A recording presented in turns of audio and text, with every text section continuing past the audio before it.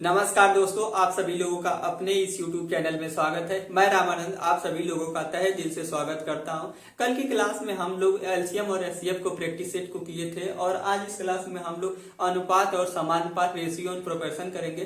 तो इसमें अनुपात क्या होता है कि अनुपात वह गणितीय व्यंजक होता है जिसमें समान इकाई की दो राशियों के बीच क्या करता है, संबंध या तुलना को दिखाता है। तो उसे हम लोग क्या कहते हैं, अनुपात कहते हैं। अनुपात का मतलब होता है कि जैसे समान इकाई की दो राशियों के बीच एक राशि दूसरी राशि से कितनी अधिक है या दूसरी राशि पहली राशि से कितनी कम है, तो इनके बीच जो संबंध को दिखाता है उसको हम लोग क्या कहते हैं, अनुपात कहते हैं। तो हम लोग देख लेंगे अनुपात क्या होता है। अनुपात होता है कि वह गणितीय व्यंजक वह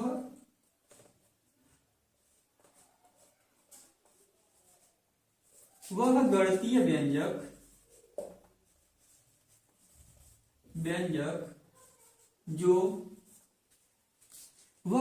व्यंजक जो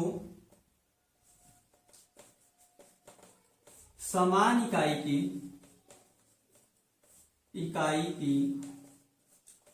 दो राशियों के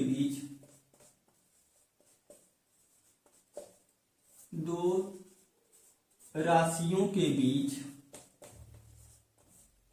संबंध या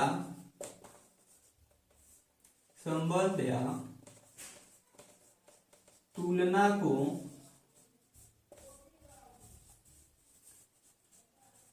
दिखाता है।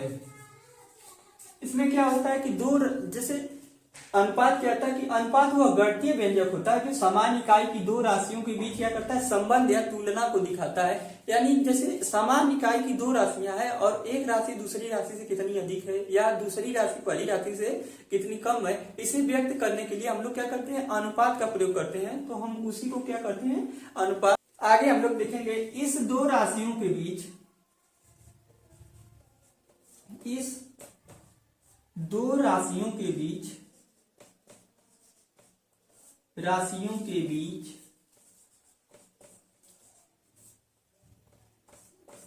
इस प्रकार के चिन्हों का प्रयोग करते हैं। क्या करते हैं कि इस प्रकार के चिन्हों का आप लोग क्या करते हैं, प्रयोग करते हैं। जैसे मान लीजिए कोई दो राशि है, जैसे मान लेंगे कोई दो राशि P और Q है। जैसे कोई दो राशि P और Q है, इसमें जैसे P और Q के बीच संबंध स्थापित करना है तो हम लोग किस प्रकार करेंगे, P और संबंध क्या करते हैं, Q। इस प्रकार की कोई भी दो राशि है जिसमें मान लीजिए पहली राशि और दूसरी राशि है और इनके बीच संबंध को स्थापित करना है तो इसको हम लोग क्या लिख सकते हैं, P संबंधे Q। जिसमें क्या होता है कि P और Q के बीच क्या करता है, संबंध को हम लोग क्या करते हैं, इसके माध्यम से एक दूसरे के बीच क्या होता है, हम लोगों को संबंध पता चलता है कि पहली राशि दूसरी राशि से कितनी अधिक है या दूसरी राशि पहली राशि से कितनी कम है। तो इस प्रकार समान इकाई की दो राशियों के बीच हम लोग क्या करते हैं, संबंध को क्या करते हैं, P संबंध Q के रूप में व्यतीत करते हैं। तो जो इसमें जो ये बिंदु है ये क्या करता है, अनुपात को दिखाता है। हम लोग इसमें देखेंगे विलोमा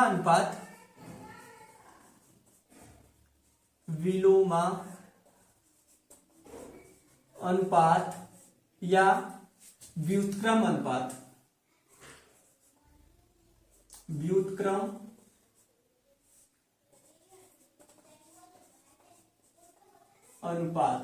विलोमा अनुपात और व्युत्क्रम अनुपात क्या होता है, विलोमा अनुपात या व्युत्क्रम अनुपात क्या होता है कि जैसे मान लीजिए कोई संख्या है P, इसे अब इसका विलोम क्या हो जाएगा, P का विलोम क्या हो जाएगा, 1/P। इसी प्रकार कोई संख्या यदि Q है तो Q का विलोम क्या हो जाएगा, 1/Q। क्या होता है कि संख्याओं का क्या करते हैं हम लोग, उल्टा कर देते हैं तो वो क्या हो जाता है, उसका विलोम हो जाता है। जैसे P है इसका विलोम क्या हो जाएगा, 1/P। इसी प्रकार Q है इसका विलोम क्या हो जाएगा, 1/Q। अब इसको संबंध के रूप में हम लोगों को यदि लिखना रहेगा तो P संबंध Q होता क्या होता है, इसको हम लोग संबंध के रूप में लिखेंगे तो P संबंध Q क्या होता है, P संबंध Q क्या हो जाएगा, 1/P संबंध 1/P क्यू। इस प्रकार पी और क्यू का विलोमानुपात यदि हम लोगों को ज्ञात करना है, पी और क्यू के बीच विलोमानुपात यदि कहीं पूछे तो क्या हो जाता है कि इन संख्याओं का क्या हो जाता है, उल्टा हो जाता है। तो यानी क्या हो जाएगा 1/p संबंधी क्या हो जाएगा 1/q। तो इस प्रकार इसका विलोमानुपात हम लोग क्या करते हैं, निकाल लेते हैं। यदि किसी संख्या में आगे जैसे हम लोग एग्जाम्पल देखेंगे, एग्जाम्पल हम लोग देखेंगे 3 संबंधी 4 का विलोमानुपात, 3 संबंधी 4 का विलोमानुपात क्या होगा। जैसे मान लीजिए कोई संख्या दी हुई है 3 संबंधी 4 और 3 संबंधी 4 का विलोमानुपात पूछ रहा है, तो इसमें विलोमानुपात में हम लोग क्या लिख सकते हैं, जैसे यहाँ पे 3 संबंधी 4 है तो इसका विलोमानुपात जब हम लोग निकालेंगे, इसका विलोमानुपात जब निकालेंगे तो ये 3 क्या हो जाएगा 1/3 संबंधी क्या हो जाएगा, ये 4 क्या हो जाएगा 1/4। यहाँ पे 3 क्या हो जाएगा, 3 को हम लोग क्या लिख सकते हैं, P के स्थान पर जैसे हम लोग पीछे पढ़े थे ना, P संबंधी Q का विलोमानुपात क्या होता है 1/p संबंधी 1/q। इसी प्रकार 3 संबंधी 4 है तो इसका विलोमानुपात इसका उल्टा क्या हो जाएगा 1 संबंधी 3 और 1 संबंधी 4। इसको हम लोग आगे क्या लिख सकते हैं कि जैसे इसमें क्या होता है कि ये विलोमानुपात जो इसमें क्या होता है कि इसका हम लोग इसमें गुणा कर देंगे और इसका गुणा हम लोग क्या करते हैं इसमें कर देंगे, तो 3 संबंधी क्या हो जाएगा 4 संबंधी क्या हो जाएगा 3। इस प्रकार 3 संबंधी 4 का विलोमानुपात क्या हो जाएगा 4 संबंधी 3। इस प्रकार की कोई संख्या दी हुई हो और उसमें उसका विलोमानुपात पूछे तो हम लोग क्या करते हैं कि उस संख्या का हम लोग क्या करते हैं उल्टा निकाल लेते हैं। और यहाँ पे अब दिया है 1 संबंधी 3 हो जाएगा, फिर 1 संबंधी क्या हो जाएगा 1/1 संबंधी 3 और 1/4। अब इसका हम लोग क्या करेंगे इधर गुणा कर देंगे और इसका क्या करेंगे इधर गुणा कर देंगे, तो क्या हो जाएगा 4 संबंधी 3। इस प्रकार 3 संबंधी 4 का विलोमानुपात क्या हो जाएगा 4 संबंधी 3। इस प्रकार यहाँ पे भी अगर हम लोग क्या कर सकते हैं, इसका विलोमानुपात पूछा है तो हम लोग क्या लिख देंगे 4 संबंधी 3। तो इस प्रकार क्या हो जाएगा कि कोई भी संख्या है और उसका विलोमानुपात पूछे तो हम लोग क्या करते हैं संख्याओं का उल्टा कर देते हैं, तो वही उसका क्या हो जाता है विलोमानुपात। आगे हम लोग दूसरा उदाहरण देखेंगे, एग्जाम्पल नंबर आगे हम लोग देखेंगे 2। इसमें हम लोग देखेंगे कि मान लीजिए जैसे कोई संख्या दी हुई हो 4 संबंधी 5 संबंधी 4 संबंधी 5 संबंधी 6, इस प्रकार की कोई संख्या दी हुई हो और इसका विलोमानुपात पूछे, इसका विलोमानुपात क्या होगा, विलोमानुपात क्या होगा, इसका विलोमानुपात पूछे तो इसका विलोमानुपात निकालने के लिए हम लोग अभी पढ़े थे, इसमें क्या करते हैं कि जो संख्याएं रहती है उसका हम लोग क्या करते हैं उल्टा कर देते हैं। अब जैसे 1/1 है तो इसका हम लोग उल्टा करेंगे कितना हो जाएगा 1/4 संबंधी क्या हो जाएगा 1/5 और फिर क्या हो जाएगा संबंधी 1/6। तो इसका विलोमानुपात क्या हो गया कि 1/4 संबंधी 1/5 संबंधी 1/6। अब इसमें हम लोग क्या करते हैं कि ये क्या है भिन्न के रूप में है, तो इसको हम लोग साधारण संख्याओं के रूप में सिंपल संख्या के रूप में लिखने के लिए हम लोग क्या करते हैं इन संख्याओं का क्या करते हैं एलसीएम ले लेते हैं, इन संख्याओं का हम लोग एलसीएम ले लेते हैं और उसका हम लोग क्या करते हैं उसमें अंश में क्या करते हैं गुणा कर देते हैं और जो संख्या प्राप्त होती है वही इसका क्या हो जाता है विलोमानुपात हो जाता है। तो जैसे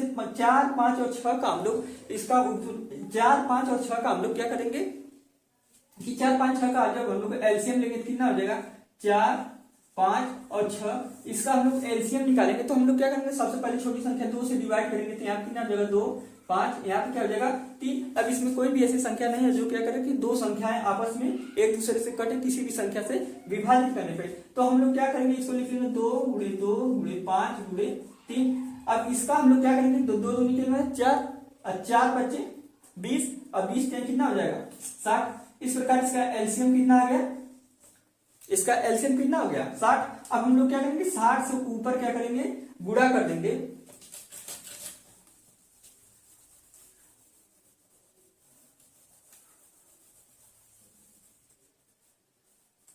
अब लोग हम यहाँ पे क्या करेंगे इसका जो एलसीएम लिए 60 से हम लोग क्या करेंगे इसमें गुणा कर देंगे, तो गुणा करके देखेंगे कि यहाँ पे कितना हो जाएगा 60/4 संबंध कितना हो जाएगा 60/5, फिर संबंध कितना हो जाएगा 60/6। अब इसको हम लोग क्या करेंगे डिवाइड कर देंगे क्योंकि 4 से 60 क्या हो जाएगा कट जाएगा, तो क्या हो जाएगा 15 चौका 60। फिर यहाँ पे हम लोग देख लेंगे 12 बचे क्या होता है 60, यहाँ पे हम लोग देख लेंगे 10 10 सका कितना होता है तो इस प्रकार इसका विलोमानुपात कितना आ जाएगा 15 संबंधे 12 संबंधे 10। इस प्रकार की कोई भी संख्या दी हुई हो और उसका विलोमानुपात पूछे तो हम लोग पहले क्या करेंगे, संख्याओं को भिन्नों के रूप में कन्वर्ट कर लेंगे। फिर उसके बाद जो इसका हर होता है इसका हम लोग एलसीएम लेंगे और इसके एलसीएम का हम लोग क्या करेंगे, इसके अंश में क्या करेंगे, गुणा कर देंगे। तो इसके अंश में गुणा करेंगे। फिर यदि संख्या डिवाइड होने लायक हो या विभाजित होने वाले लायक हो तो हम संख्याओं को क्या करेंगे, आपस में क्या करेंगे, डिवाइड कर देंगे, काट देंगे और जो वैल्यू आएगी वही उसका क्या हो जाएगा, विलोमानुपात। तो इस प्रकार का कोई भी अगर क्वेश्चन दिया हुआ हो, कितना हो संख्या हो, अगर यहाँ पे 4 संबंधे 5 संबंधे इस प्रकार के जैसे जिस प्रकार की दिया हुआ है तो हम लोग इसका विलोमानुपात निकालने के लिए इसका क्या करते हैं, संख्याओं का उल्टा कर लेते हैं। फिर जो संख्याएं आती है उसका हर का हम लोग क्या करते हैं, एलसीएम ले लेते हैं। फिर उसके हर के एलसीएम का हम लोग अंश में क्या करते हैं, गुणा कर देते हैं। यहाँ सिंपल तरीके से हम एक और तरीके से हम लोग यहाँ पे कर सकते हैं। जैसे मान लीजिए यही दिया हुआ है, एक दूसरा तरीका हम लोग देख लेंगे। जैसे यहाँ पे यही दिया हुआ है, क्वेश्चन दिया हुआ कि 4 संबंधे 5 संबंधे 6 का विलोमानुपात क्या होगा। तो इसका विलोमानुपात निकालने के लिए हम लोग क्या लिख सकते हैं, 1/4 संबंधे क्या लिख सकते हैं, 1/5। फिर संबंधे हम लोग क्या लिख सकते हैं, 1/6।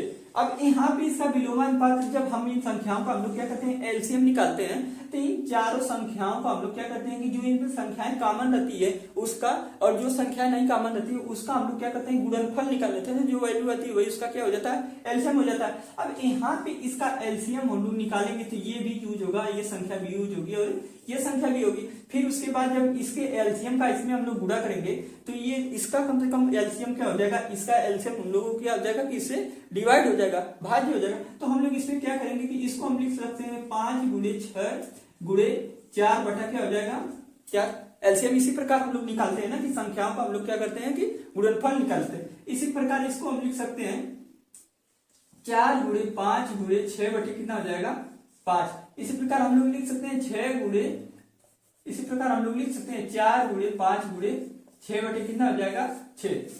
इस प्रकार लिख सकते हैं, इसमें कोई दिक्कत नहीं है। आगे हम लोग क्या करेंगे, 4 से 4 को क्या करेंगे, डिवाइड कर देंगे। इसी प्रकार 5 से क्या करेंगे, 5 को। फिर इसी प्रकार 6 से 6 को कर देंगे। अब इसका गुणा करेंगे कितना हो जाएगा, 6 × 5 = 30। इसी प्रकार इसका करेंगे कितना हो जाएगा, 6 × 4 = 24। इसी प्रकार इसका करेंगे कितना हो जाएगा, 5 × 20। आ गया कितना हो गया, 30 संबंधे 24 संबंधे 20। अब ये संख्याएं भी आपस में क्या हो जा रही है, कट जा रही थी। इसको हम लोग क्या करेंगे, 2 से काटेंगे तो यहाँ कितना हो जाएगा, 15। यहाँ पे कितना हो जाएगा, 12 और यहाँ पे कितना हो जाएगा, 10। इस प्रकार इसका विलोमानुपात क्या हो जाएगा, 15 संबंधे 12 संबंधे 10। यहाँ पे हम लोग ध्यान देंगे कि कम से कम ऐसी संख्या से विभाजित करेंगे कि तीनों संख्या क्या हो, आपस में विभाजित हो जाए, तभी हम इसको विभाजित करेंगे। नहीं तो हम लोग क्या करेंगे कि जैसी वैल्यू दी रहेगी उसी को हम लोग लिख देंगे। तो इस प्रकार इसका विलोमानुपात कितना आ गया, 15 संबंधे 12 संबंधे 10। इस प्रकार की किसी भी संख्या का हम लोग को विलोमानुपात निकालना रहेगा तो हम लोग क्या करते हैं, संख्याओं को भिन्न के रूप में कन्वर्टेड कर देंगे, यानी इसका उल्टा कर देंगे। फिर उसके बाद जो संख्याएं आएंगी उसका हम लोग क्या करेंगे, उसमें हर का एलसीएम ले लेंगे। और नहीं तो हम लोग ये भी कर सकते हैं कि ये जो संख्या होती है, ये हर होता है, इसका हम लोग क्या करेंगे, अंश में गुणा कर देंगे और ये 4 से हम लोग क्या करेंगे, भाग देंगे। यहाँ पे 5 से कर देंगे। फिर जो वैल्यू है इसका हम लोग गुणा करेंगे। फिर यदि तीनों संख्याएं ऐसी किसी संख्या से यदि सेम संख्या से कट रही तो हम लोग क्या करेंगे, उसको विभाजित कर देंगे। फिर जो वैल्यू आएगी वही उसका क्या हो जाएगा, विलोम, वही उसका क्या हो जाएगा, विलोमानुपात हो जाएगा। आगे हम लोग इसमें देखेंगे वर्गानुपात। क्या देखेंगे, वर्गानुपात, या क्या करते हैं इसको, द्विघातीय अनुपात। ये क्या होता है, वर्गानुपात या द्विघातीय अनुपात। जैसे मान लीजिए कोई संख्या p असंबंधित क्या हो, q के रूप में दी। जैसे इसमें क्या हम लोग मान लेंगे, जैसे कोई संख्या p असंबंधित q के रूप में दी हुई हो, इसका वर्गानुपात पूछे तो क्या हो जाएगा, p² संबंधित क्या हो जाएगा, q²। इसमें हम लोग कुछ नहीं करेंगे, जो संख्या दी रहेगी उसका हम लोग क्या करेंगे, वर्ग निकाल लेंगे। सिंपल से क्या करेंगे, जो संख्या रहेगी उसका हम लोग वर्ग निकालेंगे। इसी तरह p संबंधे q संबंधे r दिया हुआ है और इसका वर्गानुपात या द्विघातीय अनुपात पूछे तो क्या हो जाएगा, p² q² और क्या हो जाएगा, r²। इस प्रकार इसका क्या हो जाएगा, p² q² r²। इस प्रकार की कोई भी संख्या दी हुई हो और उसका यदि वर्गानुपात पूछे तो क्या करेंगे, संख्याओं का वर्ग कर देंगे। इसी प्रकार यदि p² संबंधी q² संबंधे आर स्क्वायर दिया हुआ है। अब इसका वर्गानुमूलानुपात पूछे तो हम लोग क्या करेंगे, संख्याओं को क्या करेंगे, रूट के रूप में लिख देंगे। क्या यदि वर्गानुमूलानुपात पूछा तो इन संख्याओं को हम लोग क्या करेंगे, वर्गमूल निकाल लेंगे। तो वर्गानुमूल, तो इसी प्रकार का कोई भी संख्या दी हुई है उसका यदि वर्गानुपात पूछा तो संख्याओं का वर्ग कर देंगे। यदि वर्गानुमूलानुपात पूछा तो संख्याओं का हम लोग क्या करेंगे, वर्गमूल निकालेंगे। तो इस प्रकार का कोई भी अगर दिया हुआ है तो हम लोग बहुत आसानी से, इसमें तो कुछ नहीं करना है, बस उन्हीं संख्याओं का हम लोग क्या करना है, वर्ग निकाल लेना है। यदि वर्गानुपात का पूछा है या द्विघातीय पूछा है, और नहीं तो हम लोग क्या करेंगे कि यदि वर्गमूल के रूप में पूछेगा तो उसका वर्गमूल निकाल लेंगे। आगे हम लोग इसी में एक एग्जाम्पल देखेंगे। जैसे मान लीजिए कोई दिया हुआ है, एग्जाम्पल कोई दिया हुआ है कि जैसे दिया हुआ 2 संबंधे 3 संबंधे 4 दिया हुआ है और इसका पूछे वर्गानुपात या द्विघातीय अनुपात क्या होगा। तो इसमें हम लोग क्या करेंगे, ये जो संख्या है इसका हम लोग क्या करेंगे, वर्ग निकालेंगे। जैसे क्या करेंगे, 2 का वर्ग निकालेंगे तो क्या हो जाएगा 4, इसी प्रकार 3 का निकालेंगे तो क्या हो जाएगा 9, इसी प्रकार 4 का निकालेंगे तो क्या हो जाएगा 16। तो इस प्रकार किसी भी संख्या के यदि वर्गानुपात पूछे, द्विघातीय अनुपात पूछे, तो जो संख्या दी रहेगी उसका हम लोग क्या करते हैं कि उस संख्या का हम लोग क्या करते हैं कि अनुपात निकाल लेते हैं। उस संख्या को हम लोग क्या करते हैं, वर्ग कर देते हैं, और जो संख्या आती है तो वही क्या हो जाती है, उसका वर्गानुपात। इसी प्रकार यदि इसका वर्गामूलानुपात पूछे तो हम लोग क्या करेंगे, वैसे मान लीजिए एक उदाहरण इसमें भी देखेंगे कि यदि किसी संख्या में उसका वर्गानुमूलानुपात पूछे, जैसे मान लीजिए कोई संख्या दी हुई 25 संबंधे 81 संबंधे, यहाँ पे दिया हुआ है कि मान लीजिए 25 संबंधे 81 संबंधे 16, इस प्रकार की कोई संख्या दी हुई और इसका पूछे तो वर्गामूलानुपात क्या होगा, वर्गामूलानुपात क्या होगा। तो इन संख्याओं को हम लोग क्या करेंगे, वर्गमूल निकालेंगे। इन संख्याओं को हम लोग क्या लिख सकते हैं, 25 अंडर रूट, फिर क्या लिख सकते हैं अंडर रूट 81, फिर संबंधे क्या हो जाएगा अंडर रूट 16। अब इसकी जो वैल्यू आएगी, यहाँ पे क्या हो जाएगा 5 संबंधे, यहाँ पे कितना हो जाएगा 9, और यहाँ पे कितना हो जाएगा 4। इस प्रकार की कोई भी संख्या दी हुई हो और उसका वर्गामूलानुपात पूछे तो हम लोग क्या करेंगे, संख्याओं का क्या करते हैं, वर्गमूल निकाल लेते हैं, और जो संख्या आती है उसी को क्या हम कहते हैं, वर्गानुमूलानुपात। आगे हम लोग देखेंगे घनानुपात या त्रिघातीय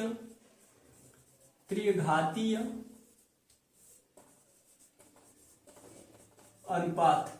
हम लोग इसमें देखेंगे घनानुपात या त्रिघातीय अनुपात। घनानुपात में क्या होता है कि जैसे मान लीजिए कोई संख्या दी हुई हो, P संबंधे Q संबंधे R, इस प्रकार की संख्या दी हुई है, इसका घनानुपात या त्रिघातीय अनुपात पूछे तो हम लोग इसमें क्या करेंगे, संख्याओं का हम लोग क्या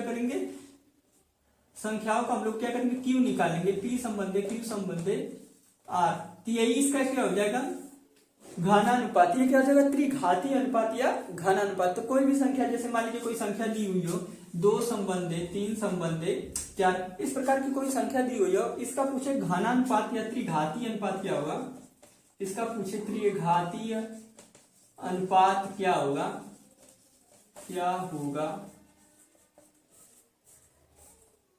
इसका पूछे त्रिघातीय अनुपात क्या होगा। तो संख्याएं जो दी है इसका हम लोग क्या करेंगे, क्यूब निकाल लेंगे, यानी 2 का क्यूब, फिर यहाँ पे 3 का क्यूब, फिर यहाँ पे कितना हो जाएगा 4 का क्यूब। ये जो वैल्यू आएगी इसका क्या हो जाएगा, त्रिघातीय अनुपात। तो यहाँ पे 2 का क्यूब क्या होता है, 2 दूनी 4, 4 चौका 2 दूनी 4 दूनी क्या होता है 8। इस प्रकार यहाँ पे 3 का होगा, 3 3 9 3 27। इसी प्रकार यहाँ पे 4 है तो 4 चौका 16, 16 चौका 64। तो इस प्रकार इसका घनानुपात, यहाँ पे क्या हो जाएगा कि घनानुपात क्या हो जाएगा 8 संबंधे 27 संबंधे 64। इस प्रकार की कोई भी संख्या यदि उसका घनानुपात पूछे तो सिंपल सा है कि उन संख्याओं का हम लोग क्या करेंगे, घन निकालेंगे, जो वैल्यू आएगी उसका क्या हो जाएगा, घनानुपात हो जाएगा। आगे हम लोग इसमें देखेंगे घन मूलानुपात। घन मूलानुपात में क्या होता है कि जैसे संख्या घन के रूप में दी हो तो उसका हम लोग क्या करते हैं कि उसका घनमूल निकाल लेते हैं, तो वही क्या होता है घन मूलानुपात हो जाता है। जैसे मान लीजिए कोई संख्या है P संबंधे Q संबंधे R, अब इसका हम लोगों को यदि घन मूलानुपात निकालना है तो हम लोग क्या करेंगे, संख्याएं को हम लोग क्या करेंगे, घन के रूप में लिख देंगे।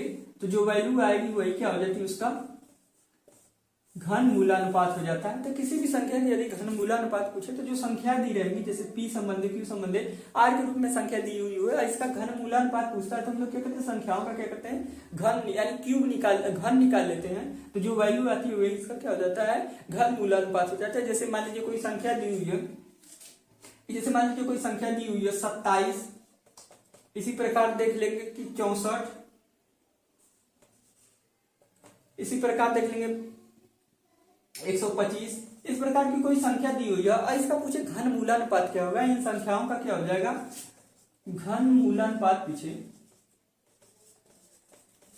इसका घन मूलानुपात पूछे तो इसका घन मूलानुपात क्या हो जाएगा। तो इस संख्याओं में हम लोग क्या करते हैं, इन संख्या का हम लोग क्या करेंगे, जैसे 27 दिया तो इसका हम लोग क्या करेंगे, घन निकाल लेंगे। इसी प्रकार इसका क्या करेंगे, 64 दिया, इसका भी क्या हम लोग क्या करेंगे, घनमूल निकाल लेंगे। इसी प्रकार क्या 125 दिया हुआ है तो इसका भी हम लोग क्या करेंगे, घनमूल निकालेंगे। तो संख्याओं का जब हम घनमूल निकालेंगे तो यहाँ पे 27 के घनमूल निकालने का मतलब है कि 27 में ऐसी कोई ऐसी संख्या है जिसको हम लोग क्या करते हैं, 3 बार गुणा करते हैं, क्या आता है, 27 आता है। तो यहाँ पे कितना हो जाएगा, 3 3 9 3 क्या होता है, 27। तो इस प्रकार 3 का हम लोग 3 बार गुणा करेंगे, यानी 3 का हम लोग 3 पेयर बनाएंगे, गुणे के रूप में एक त्रिसंख्यीय पेयर बनाएंगे। तो जो वैल्यू आएगी वही क्या हो जाएगा, 3 का। इसी प्रकार 64 को हम लोग क्या लिख सकते हैं, 4 चौका 16 चौका 64। इसी प्रकार 25 का क्या है, 125 का 5 चौका 25, 25 25 125। तो ये क्या हो जाएगा, 3 संबंधे 4 संबंधे 5। इस प्रकार की कोई भी वैल्यू दी हुई हो उसका यदि घन मूलानुपात पूछे तो संख्याओं का हम लोग क्या करते हैं, घनमूल निकाल लेते हैं। अगला हम लोग देखेंगे यौगिक अनुपात क्या होता है। यौगिक अनुपात क्या होता है, तो इसमें हम लोग देखेंगे क्या होता है कि दो या दो से अधिक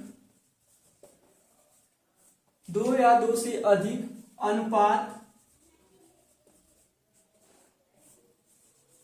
2 या 2 से अधिक अनुपात के पहले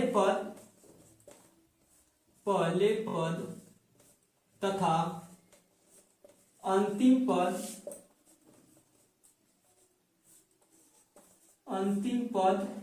के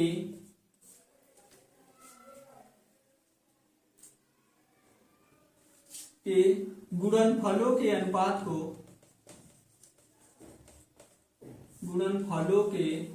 अनुपात को यौगिक अनुपात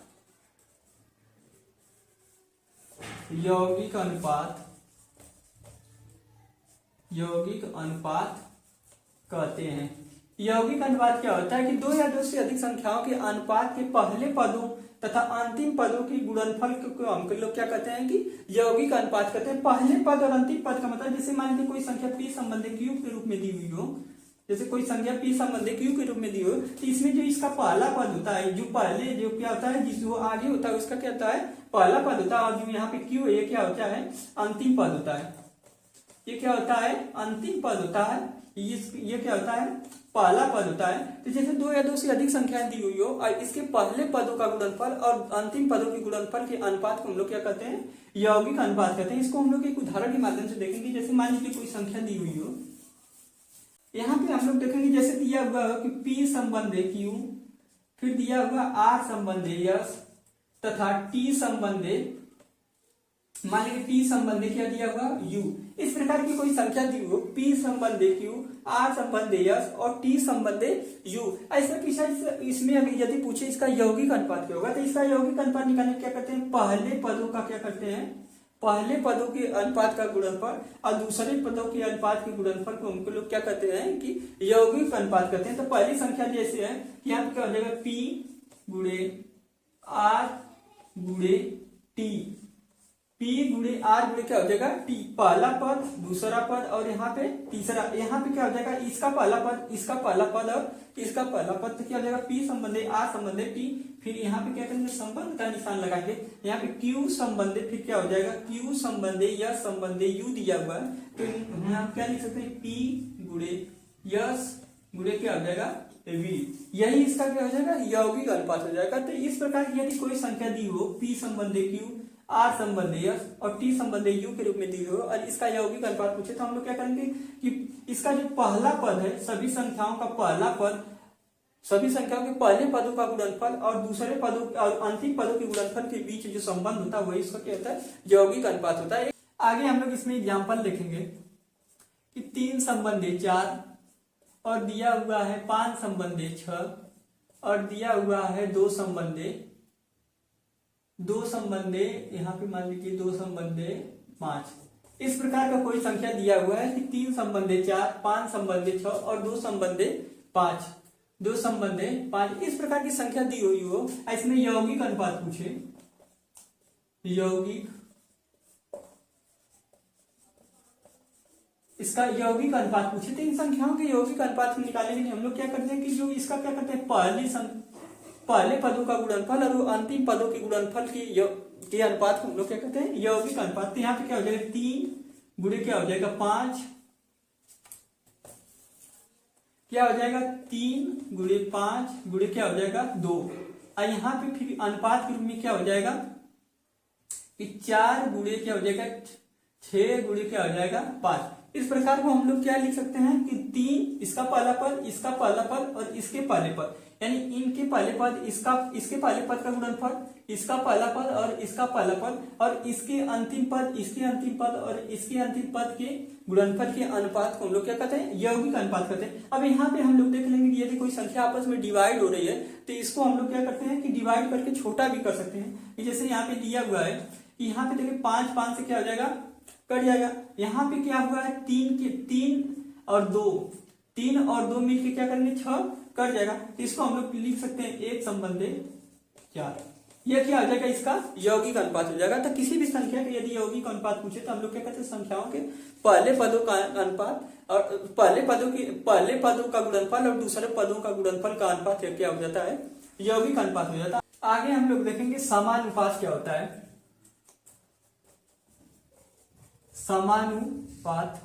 समानुपात क्या होता है कि जब दो अनुपात क्या हो समान हो तो उसको हम लोग क्या करते हैं समानुपात करते हैं। कि जैसे मान लीजिए कि जैसे दो अनुपात है, जैसे P संबंधी Q और यहाँ पे है R संबंधी क्या है यस। यदि दो अनुपात क्या हो कि आपस में क्या हो समान हो तो इसको हम लोग व्यतीत करने के लिए क्या करते हैं एक विशेष प्रकार के चिन्ह का प्रयोग करते हैं जिसको हम लोग क्या करते हैं संबंधवान, इसको हम लोग क्या कहते हैं संबंधवान। तो इस प्रकार की यदि दो अनुपात क्या हो आपस में क्या हो बराबर हो यानी समान हो, बराबर नहीं समान हो, संबंधवान से हम लोग क्या करते हैं व्यतीत करते हैं। इस प्रकार की यदि दो अनुपात जैसे P संबंधी Q और R संबंधी S हो तो यदि दोनों क्या हो समान हो तो उसे व्यतीत करने के लिए एक संबंधवान के चिन्ह का प्रयोग करते हैं। तो इसी को हम लोग क्या कहते हैं कि समानुपात। इसमें हम लोग देखेंगे कि जब दो अनुपात समान हो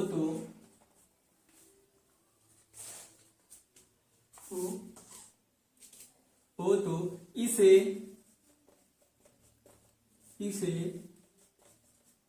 समानुपात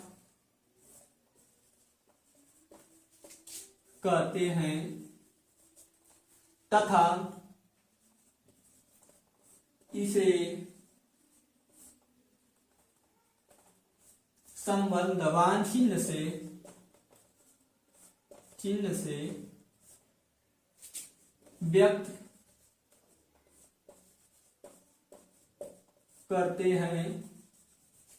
एग्जाम्पल फॉर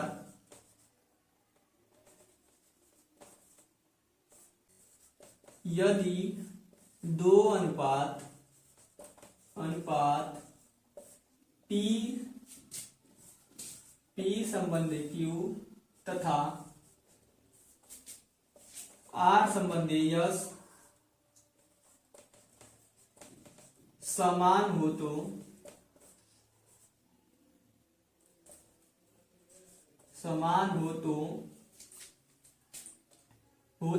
इसका समानुपात क्या हो जाएगा कि P संबंधी Q फिर क्या हो जाएगा संबंधवान का चिन्ह लगाएंगे R संबंधी S।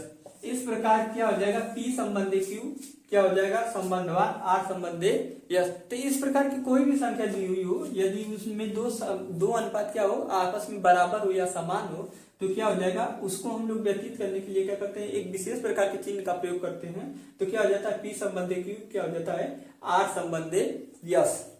आगे हम लोग इसमें और देखेंगे। आगे हम लोग इसमें देखेंगे समानुपातिक समीकरण में, समानुपातिक समीकरण में समानुपातिक समीकरण में क्या होता है कि जैसे A B C और क्या होता है D, इसमें ये जो होता है क्या होता है, ये क्या होता है पहला पद, ये क्या होता है पहला पद, बी क्या होता है दूसरा पद, सी क्या होता है तीसरा पद, यहाँ पे सी क्या होता है तीसरा पद,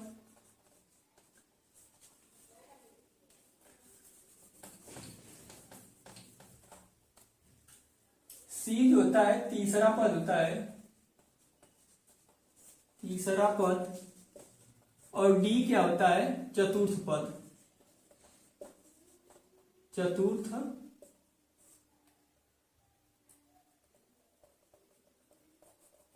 चतुर्थ पद। इस प्रकार इसमें क्या होता है, समानुपाती समीकरण में जो ए बी सी और डी के बीच संबंध दिया रहता है, तो उसमें ए क्या होता है पहला पद होता है, बी होता है दूसरा पद, सी होता है तीसरा पद और डी क्या होता है चतुर्थ पद होता है। आगे हम लोग इसमें देखेंगे, इसमें हम लोग देखेंगे समानुपात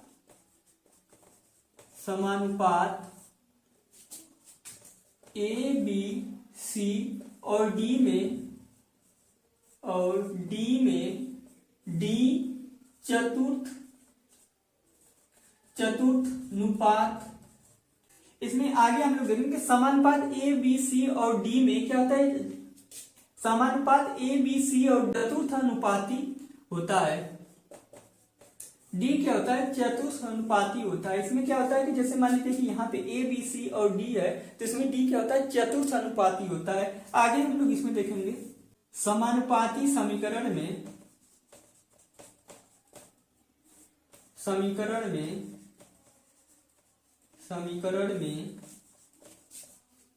ए और डी को वाह्य पद तथा सी और बी और सी को आंतरिक पद कहते हैं। इसमें क्या होता है कि जैसे समानुपाती समीकरण में ए और डी जो होता है, ए और डी जैसे इसमें क्या होता है कि जैसे ए संबंधी बी संबंधवान क्या होता है सी संबंधी डी, इसमें ए क्या होता है, ए और डी क्या होता है, ये क्या होते हैं वाह्य पद होते हैं, ए और डी क्या होता है वाह्य पद होते हैं। अब बी और सी क्या होता है आंतरिक पद होते हैं। ए और डी क्या होता है कि आंतरिक यानी अंदर के पद होते हैं, और ए और डी क्या होता है वाह्य पद होते हैं। आगे हम लोग इसी में देखेंगे नियम, आगे हम लोग देखेंगे 3 का नियम क्या होता है कि जो अंतिम 2 पद होते हैं, 3 के नियम में होता है कि जो बाह्य 2 पद होते हैं और आंतरिक 2 पदों का गुणनफल क्या होता है आपस में बराबर होता है। तो इसमें हम लोग देखेंगे 3 का नियम में 3 के नियमानुसार तीन के नियमानुसार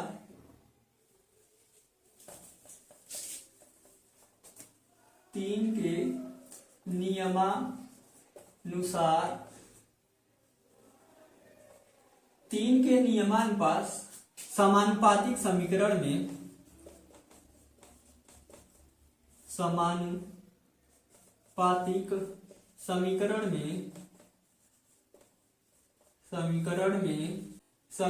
में अंतः पदों का गुणनफल अंतः पदों का गुणनफल बाह्य पदों के गुणनफल के बराबर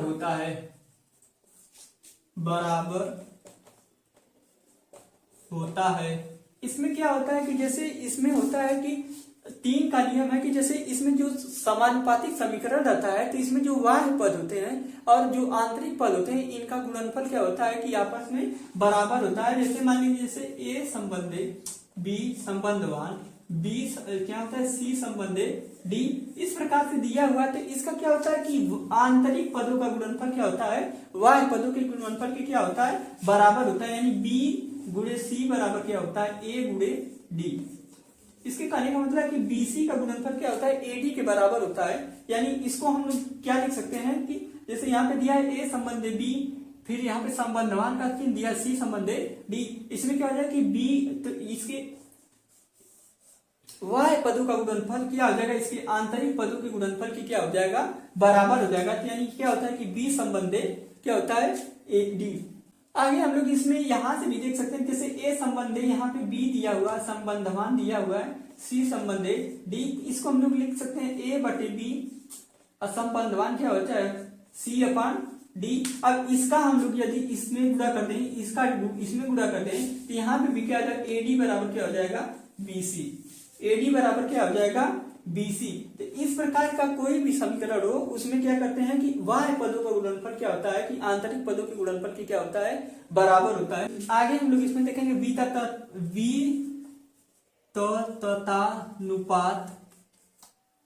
विततानुपात या सतत अनुपात। आगे हम लोग देखेंगे वितता अनुपात या सतत अनुपात में क्या होता है कि जैसे इसमें होता है कि दो राशियां जो होती हैं कि दो राशियों के बीच जो संबंध होता है वही संबंध जैसे दो राशियों के बीच जो संबंध होता है वही संबंध तीसरी राशि दूसरी, जैसे ए और बी के बीच जो संबंध रहता है वही संबंध बी और सी के बीच रहता है। तो इस प्रकार के अनुपात को हम लोग क्या कहते हैं,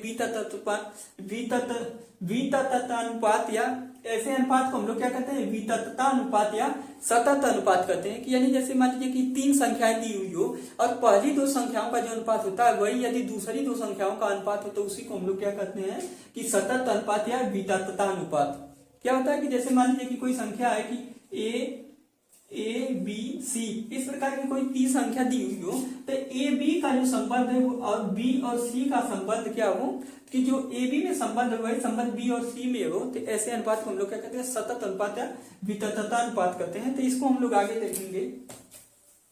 वितत अनुपात में क्या होता है, क्या होता है कि जब 3 राशियां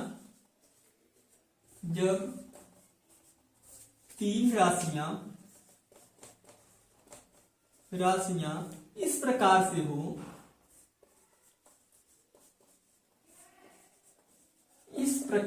हो,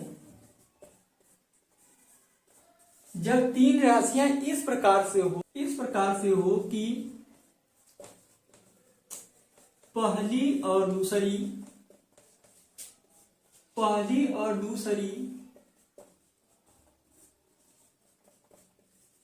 राशि के बीच जो संबंध हो वही संबंध दूसरी और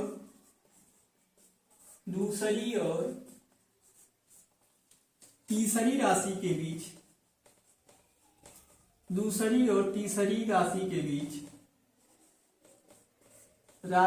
बीच हो तो उसे वितततानुपात या सतत अनुपात कहते हैं। सतत अनुपात, इसको हम लोग क्या कहते हैं, विततता अनुपात या कहते हैं सतत अनुपात हम लोग क्या कहते हैं। इसमें क्या होता है कि दो राशियों जैसे तीन राशियों में पहली और दूसरी राशि के बीच जो संबंध हो वही दूसरी और तीसरी राशि के बीच संबंध हो। जैसे मान लीजिए इसको हम लिख सकते हैं कि ए संबंध बी, अब फिर क्या होता है कि संबंधवान बी संबंध सी। यदि इस प्रकार का संबंध हो कि जैसे पहली दो राशियों के बीच जो संबंध है वही दूसरी और तीसरी की राशि के बीच संबंध हो, तो इस प्रकार के अनुपात को हम लोग क्या कहते हैं, वितथता अनुपात कहते हैं। इसको हम लोग क्या लिख सकते हैं, इसको हम लोग क्या कहते हैं, ए संबंध बी को हम लोग क्या कहते हैं, बी संबंध सी। इसको हम लिख सकते हैं 1/बी संबंधवान क्या हो जाएगा, B/C। इस प्रकार से भी हम लोग लिख सकते हैं। तो तीन के नियम के अनुसार हम लोग पढ़े थे, तीन के नियमानुसार हम लोग पढ़े थे। तीन के नियमानुसार क्या होता है कि इन संख्याओं का क्या होता है कि गुणनफल इन संख्या के क्या होता है, बराबर होता है। तीन के नियम के अनुसार हम लोग पढ़े थे। तो इसमें क्या होता है कि इन संख्याओं का गुणनफल इन संख्याओं के बराबर होता है। तो इसको हम लोग क्या लिख सकते हैं, B² बराबर क्या हो जाएगा, AC। B² बराबर क्या हो जाएगा, AC। तो इस प्रकार के संबंध को हम लोग क्या कहते हैं, सतत अनुपात या वितथता अनुपात कहते हैं। इसमें हम लोग क्या करते हैं कि जैसे तीन राशि रहती है, तो इन तीन राशियों में जैसे पहली दो राशियों के बीच जो संबंध रहता है वही संबंध दूसरी और तीसरी राशि के बीच में रहता है। तो इसको हम लोग व्यतीत करते हैं कैसे, ए संबंध बी बराबर संबंधवान बी संबंध सी। अब तीन के नियम के अनुसार क्या होता है कि इन राशियों का हम लोग को क्या होता है, गुणनफल इन राशियों की क्या होता है, बराबर होता है। यानी इसका क्या हो जाएगा, B² बराबर क्या हो जाएगा, AC। तो यहाँ पे क्या हो जाएगा, B अनुपात क्या हो जाएगा, AC। इसमें क्या होता है, B जो होता है, B A और C का मध्यान्ह, इसमें क्या होता है, B जो होता है A और C का मध्यानुपात होता है। इसमें B क्या होता है कि B जो होता है A और C के बीच क्या होता है, मध्यानुपात होता है। आगे हम लोग कुछ महत्वपूर्ण बिंदु इसमें देखेंगे। इसमें हम लोग कुछ इंपॉर्टेंट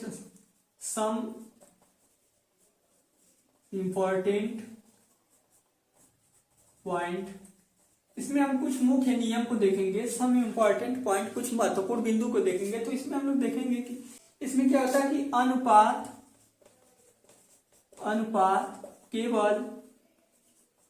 केवल समान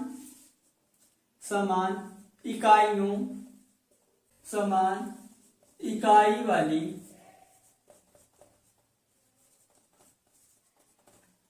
राशियों के बीच होता है। इसमें पहला महत्वपूर्ण बिंदु है कि अनुपात जो होता है कि केवल समान इकाई वाली राशियों के बीच होता है। अगला हम लोग इसमें दूसरा देखेंगे, हम लोग देखेंगे अनुपात की कोई इकाई नहीं होती है। आगे हम लोग तीसरा देखेंगे कि अनुपात जो होता है कि इसमें क्या होता है, अनुपात की कोई इकाई नहीं होती। आगे हम लोग तीसरा इसमें देखेंगे, अनुपात के पदों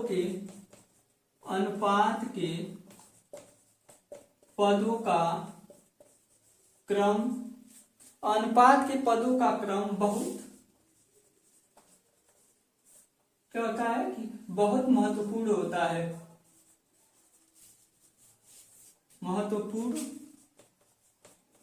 है। इसमें क्या होता है कि अनुपात के जो क्रम होते हैं, जो अनुपात के पद होते हैं, उनके पदों का जो अनुक्रम, जो अनुपात के जो पद होते हैं उसका क्रम बहुत क्या होता है, महत्वपूर्ण होता है। इसमें देखेंगे अर्थात x संबंधी y संबंधवान y संबंधी x अपान y संबंधी क्या हो जाएगा, y अपान x। ये क्या होता है, गलत होता है, क्योंकि इसको हम लोग क्या कहते हैं, इक्वल नहीं लिख सकते हैं। इसमें क्या होता है कि संबंधवान का चिन्ह का क्या होता है, बहुत महत्वपूर्ण होता है। तो इसको हम लोग ध्यान देंगे। आगे हम लोग इसमें देखेंगे, चौथा देखेंगे, यदि कोई भिन्नात्मक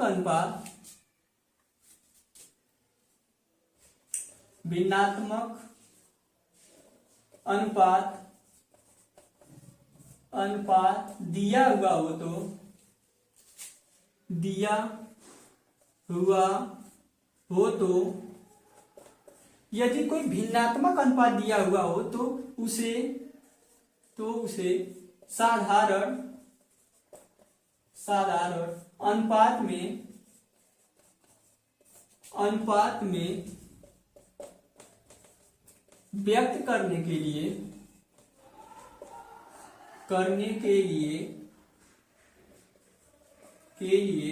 हरों का एलसीएम लेते हैं तथा उसका गुणा कर देते हैं।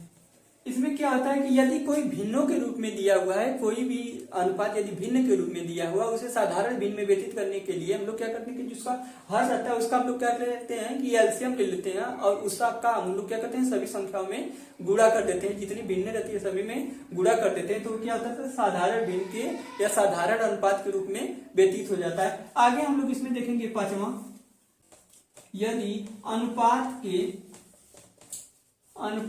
के दोनों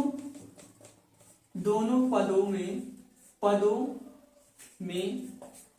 अशून्य से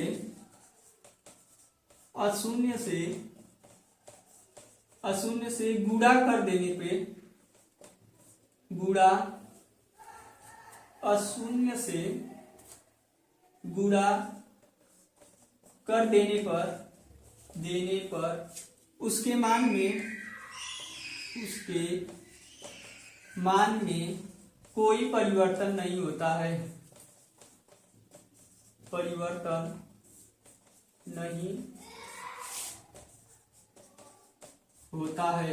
इसमें क्या होता है कि यदि अनुपात के दोनों पदों में हम लोग क्या करें कि शून्य को छोड़कर किसी भी सेम संख्या से हम लोग क्या करें कि दोनों में गुणा कर दें तो उस संख्या के मान पे कोई क्या होता है परिवर्तन नहीं होता है। जैसे मान लीजिए कोई अनुपात है कि जैसे 2:4 दिया हुआ है, यदि दोनों पदों में हम लोग क्या करें कि यदि जैसे सेम संख्या जैसे 4 से चाहे 6 से चाहे 8 से किसी भी संख्या से हम लोग गुणा करते हैं तो इसके मान पे कोई क्या होता है फर्क नहीं पड़ता है, क्योंकि यदि इसका हम लोग गुणा करेंगे तो आपस में हम लोग क्या करते हैं कि जैसे इसका भी 4 में गुणा करेंगे, 2 × 4 करेंगे, इसको भी 4 × 4 करेंगे तो ये इससे क्या हो जाएगा कट जाएगा, तो फिर वही संख्या क्या होता है प्राप्त हो जाती है। तो इस प्रकार की किसी भी क्या करते हैं कि अनुपात के दोनों पदों में सेम संख्या से गुणा करने पे अशून्य संख्या से गुणा करने पे उसके मान पे कोई क्या होता है प्रभाव नहीं पड़ता है। यदि सेशन अच्छा लगा हो, यदि वीडियो अच्छी लगी हो तो लाइक सब्सक्राइब और शेयर जरूर करें। कल की क्लास में हम लोग इस चैप्टर का हम लोग क्या करेंगे थ्योरी और प्रैक्टिस कर। आज इस क्लास में इस चैप्टर का थ्योरी पार्ट खत्म हो गया और कल इस क्लास में हम लोग इसका प्रैक्टिस करेंगे, क्वेश्चन पेपर या एमसीक्यू को करेंगे। यदि सेशन अच्छा लगे तो लाइक सब्सक्राइब और शेयर जरूर करें। धन्यवाद।